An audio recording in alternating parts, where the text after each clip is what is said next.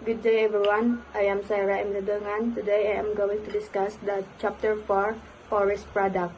The abstract of this Chapter 4 Forest Product is that forest is ga-provide og many products gikan sa medisina hangtod sa mga materials para sa construction.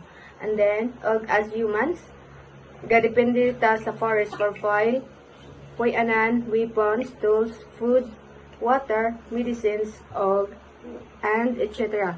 And then, nagbago sab ang demand sa forest products kay gadepende sa panahon og technology. And ang forest is gahelp siya to address climate change og i-reduce niya ang conflict in oil producing areas of the world because wood is renewable, pwede siya makatanom og balik. And then, ang forest products, pwede siya direct sama sa lumber, kanang tabla o papel. O pwede po siya indirect kay nagatabang siya for flood control, clean air, o climate balance. The objectives of this is, after this chapter, we should be able to understand ang lain-laing klase sa forest products sa kalibutan. And we should also know the difference between traditional forest products and non-timber forest products. And we will learn the historical and modern uses of forest products. And lastly, we should understand the relationship between forest inputs, management, and outputs. Let's proceed to commodities. Ang commodity is mao ang produkto nga naay commercial value o pwede ipaligya nga naay value sa market. And then, example of commodities is logs, fuel wood, lumber, and paper. Ang wood commodities moagi pa sa proseso like milling is kanang igaling, shipping is kanang magkanda piraso, grinding kanang himuon siya pino like dust, or chemical decomposition is kanang pagkabungkag sa kahoy gamit acid or chemical reaction. Logs and chips are measured in cubic units. Wala siya gisukod by piece, gisukod sila base sa volume. And timber, standing or felled wood used for product other than fuel or pulping. Ang timber is ga-refer siya sa kahoy nga nagtindog pa o naputol na nga gi-use siya aside sa fuel or pulping kanang pagbuhat og wood pulp gikan sa kahoy. For example, kanang ang kahoy gi-pulping sa factory aron mahimo siyang papel. Okay, so let's proceed to log. Log is the tree stem used for manufacturing. Ang log mao ang punuan sa kahoy nga gigamit sa paghimo sa mga product. For example, ang log gikan sa kahoy gidala sa palagarian aron himuon siya og tabla.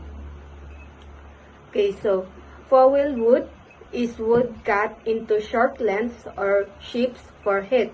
Ang fuel wood mao ang kahoy nga giputol into small pieces og kanang gihimong wood chips para dali masunog.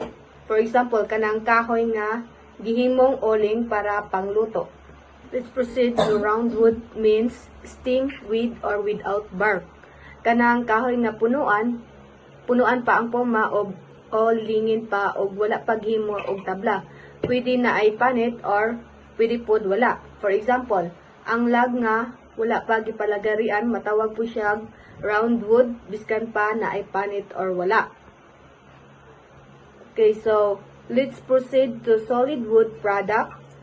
Ang solid wood gikan mismo sa troso, wala siya gi-grind o gi-pulp, mao nga intact ang fibers o mas lig-on kay gimo siyang diretso sa kahoy.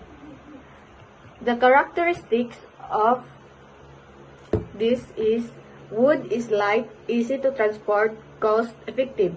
Ang kahoy kay dili siya bugat, dali raw siya dalhon og mas barato siya kaysa sa mitan. For example, tabla para sa balay, dali ra siya ibiyahe o i-transport. And then, can be fastened with glue, nails, screws. So yun ra siya ikabit ang kahoy gamit ang lansang, tornilyo, or glue. For example, kanang pagbuhat o cabinet. And then, poor heat and sound conductor, dili siya dali moagi ang init og sound sa kahoy. For example, is kanang kahoy nga dingding kay makapugong siya sa kainit. Let's proceed to absorb shock and vibration. Kaya sa kahoy nga mo-absorb sa impact. For example, kanang salug nga kahoy dili siya sakit itunog. And then does not rust, dili siya kalawangon ang kahoy, and made directly from wood without breaking fibers. Diretso siya gihimo sa troso, for example, kanang solid wood table. Okay, so the construction uses is that 2 times 4 lumber for framing. It means kanang frame sa balay, and then utility poles is pusti sa kuryente, and fence post is pusti sa bakod, and then railroad ties is kahoy sa rail sa tren, and mine timbers is suporta sa minahan, and then shingles and shakes is kanang atop nga kahoy.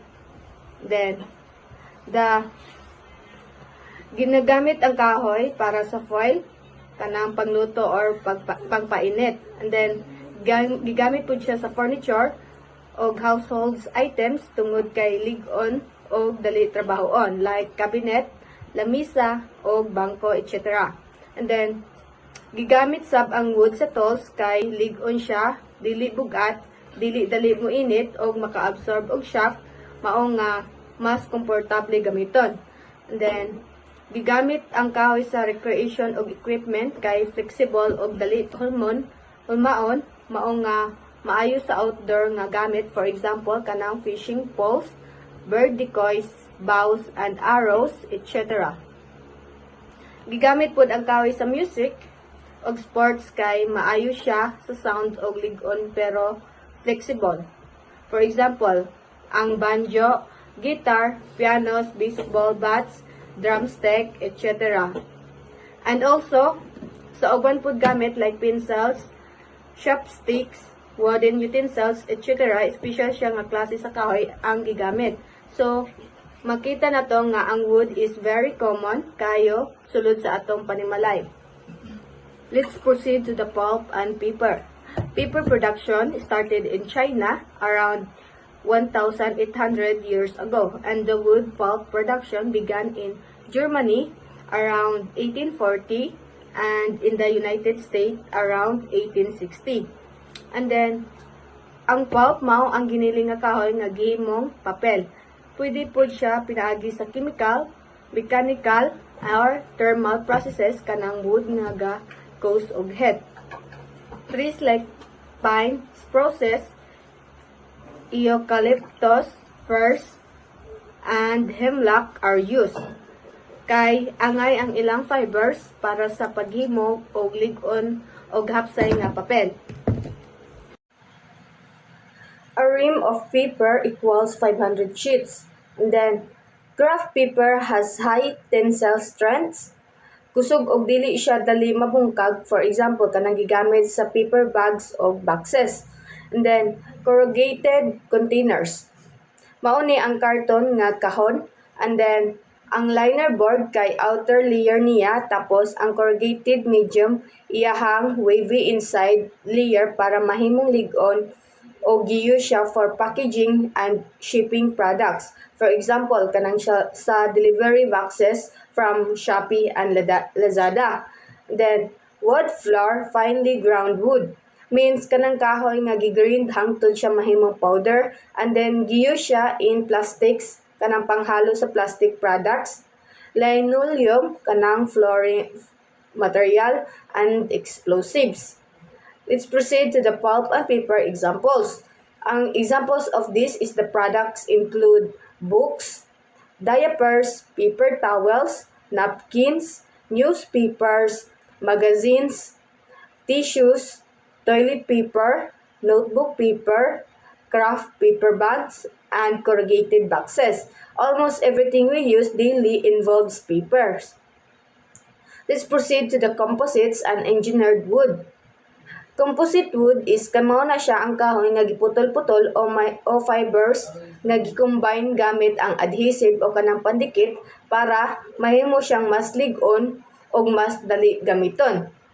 And the types of engineered wood is like the plywood is kanang gihimong pinaagi sa pagglue sa veneer sheets. And then ang veneer kanang nipis nga kahoy gikan sa log.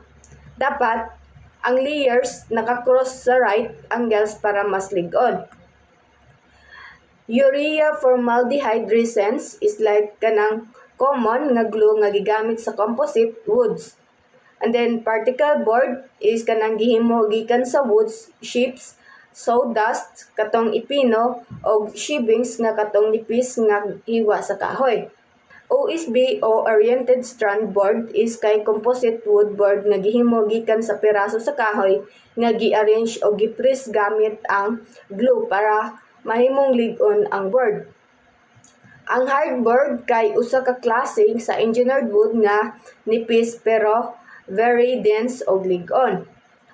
And the masonite made without additional adhesives.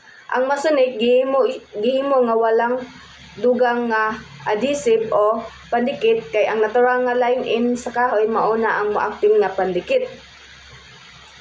The glue lam layers glued together is mga patong-patong nga kahoy nga giglo para mahimong kusgan nga kahoy, for example kanang building or kanang bridge. Steam press screen lumber is kanang gihimo pinaagi sa pagdugmok sa small diameter nga mga kahoy o pag-press gamit ang steam aron mahimong lig-on nga engineered wood. Ang wood plastic composites is mo nang gihimo pinaagi sa pag-combine sa wood fibers o plastic aron makahimo og lig-on og durable nga material nga gigamit sa decking, sidewalks og outdoor seating. Let's proceed to the chemical. Chemical from wood mao na ang kahoy dili lang para sa tabla ug papel. Pwede pud siya makuha gikan sa kahoy ang mga chemical nga gamit sa lain-laing produkto. For example, the acetic acid is from gigamit siya sa suka. Acetone gigamit panglimpyo o pangtangtang sa pintura o nail polish. Creosote mao siya ang wood preservative o chemical nga makuha gikan sa kahoy. Butyric acid or propionic acid is pwede siya makuha gikan sa wood chemicals o gigamit sa industriya. Methanol, mao na siya ang fuel o chemical.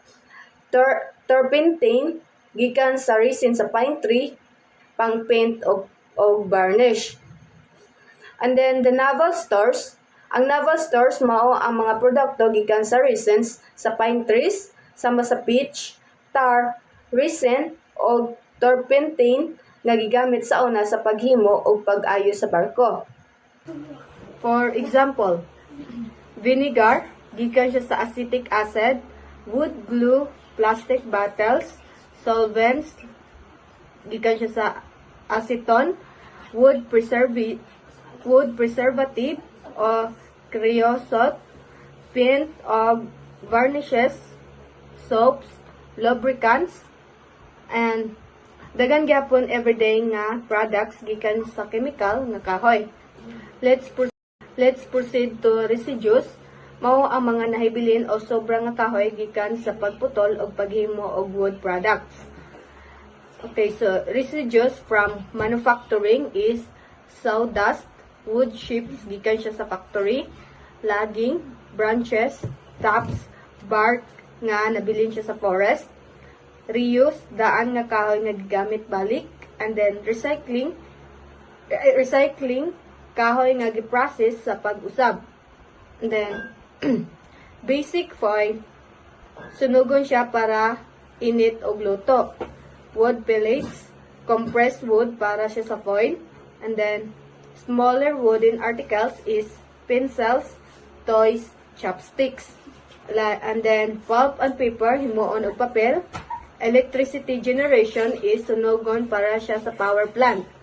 For example, bark removed from logs is ang panit sa kahoy nga gitangtang sa log before iproseso is kasagaran gamiton isip sa mulch o foil. And then edgings is mga nipis nga pika sa tabla nga giputol aron mahimong diretso ang board. Gamiton gyapon para sa wood chips o foil. Then, sawdust is kanang pinong abog sa kahoy, gikan siya sa paglagari, gamiton sa particle board, foil, o higdaanan sa hayop.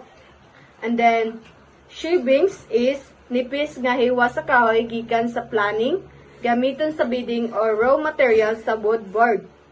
And then, slabs, mga gawas nga piraso sa lag nga maputol sa unang pag-square sa kahoy. Kasagaran, gamiton siya sa foil o chips. And then, trimmings is mga gagmay nga sobrang nga piraso nga naputol aron makuha ang sakto nga size. And then, pwede po siya imuon og chips o ubang produkto. Okay, so let's proceed to trimmings. Mga gagmay nga sobrang nga piraso nga naputol aron makuha ang sakto nga size. And then, pwede siya himuon og chips o ubang produkto. Cypress, pine, redwood bark, mulch. Panit siya sa mga kahoy nga gihimong mulch para sa tanom og landscaping. And then, let's proceed to veneering, cores, and trimmings. Mga nahabilin nga tunga sa lag og bikas human kuhaan og veneer. Gamiton po sa ubang wood products. And then, the unused tree, buds, and tops, ubos siya sa tumoy sa kahoy nga dili magamit sa lumber. Himuon og chips o biomass foil. And then, wood pellets, gicompress siya nga wood residues nga gamiton isip renewable foil. And then, the bark mulch is that giprocess siya nga panit sa kahoy nga ibutang sa yuta aron malikayan weeds o ma-retain ang moisture. And then, sa wood chips is that gamay nga piraso nga sa kahoy nga gamiton siya sa paper making, landscaping, o foil. So, from this chapter is that we understand that forests are very important because they provide many useful and renewable products for daily life. And that's all my part. Thank you for listening.